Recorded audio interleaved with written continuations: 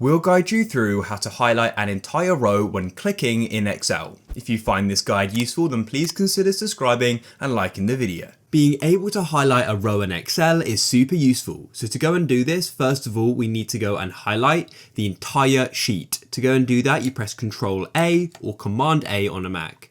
And then go and click on Conditional Formatting and go down and click on New Rule.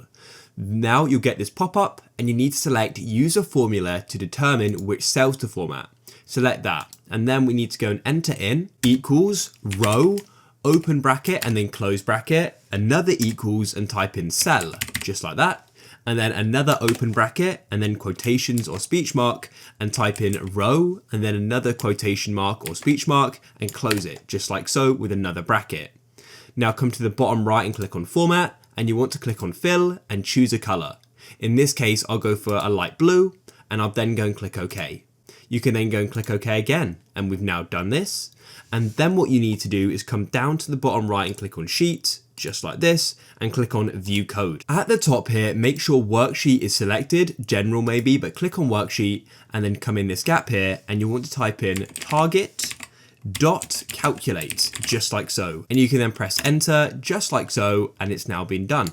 Now what you want to do is just save this by pressing Control and S or Command and S, press save like so, and you can then go and close off this.